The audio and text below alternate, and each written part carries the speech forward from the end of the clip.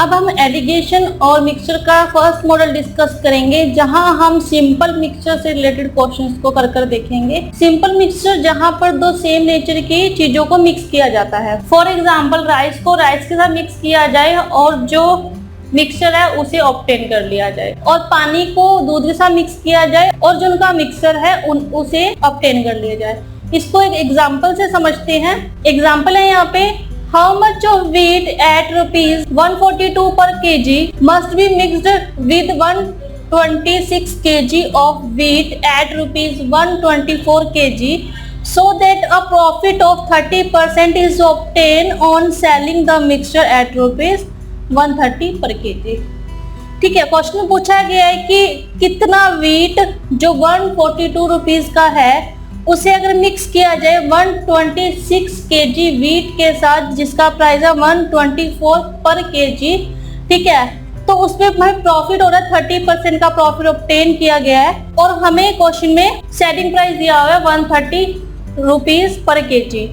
ठीक है, तो हमें बताना है कि जो 142 रुपीज kg का वीट है कितनी क्वांटिटी है उसकी। ठीक है, तो हमें क्वेश्चन में प्रॉफिट दिया हुआ है 30%। ठीक है, और सेलिंग प्राइस दिया हुआ है 130 रुपीज। ठीक है, तो हम यहाँ से कॉस्ट प्राइस फाइंड आउट कर सकते हैं, क्योंकि हमें पता है कि हम कॉस्ट प्राइस पर ही मिक्सचर क्वांटिटी को कैलकुलेट कर सकते हैं। तो हम यहाँ सबसे पहले कॉस्ट फाइंड आउट करेंगे, इसलिए बताया गया था कि जो प्रॉफिट एंड लॉस परसेंटेज है उसकी हमें जरूरत पड़ेगी। तो कॉस्ट यहाँ पर 100% है, तो अगर हम यहाँ से कॉस्ट प्राइस को फाइंड आउट करें तो कॉस्ट प्राइस आएगी हमारे पास 100 रुपीज। तो अगर आप इसे प्रॉफिट एंड लॉस के कॉन्सेप्ट से सिंप्लीफाई करोगे, प्रॉफिट हमें दिया हुआ है, सेलिंग प्राइस दिया हुआ है, तो हम यहाँ से कॉस्ट प्राइस फाइंड आउट कर सकते हैं 100 रुपीज। तो यहाँ पे 142 डियरर कॉस्ट है और 124 चीपर कॉस्ट है, और हमें कॉस्ट मिक्सचर दिया हुआ है 100। तो अगर हम इसका क्रॉस डिफरेंस करें तो ये आएगा 24 और ये आएगा 42। ठीक है, तो अगर हम इसको सिंप्लीफाई करें तो ये आएगा 4:7। ठीक है, यानी कि ये हमने क्वांटिटी डियर और क्वांटिटी चीपर का रेशियो फाइंड आउट कर लिया, क्वांटिटी डियर और क्वांटिटी चीपर का।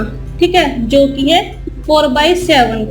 अब हमें क्वेश्चन में दिया हुआ है क्वांटिटी चीपर दी हुई है 124 रुपीज, है ना। तो अगर हम यहाँ पुट ऑन करें तो quantity dear divide by 124 is equal to 4/7। तो अगर हम इसको सिंप्लीफाई करें क्रॉस मल्टीप्लाई करके तो क्वांटिटी डियर आएगा 124 मल्टीप्लाई 4/7, तो ये आएगा 70 kg।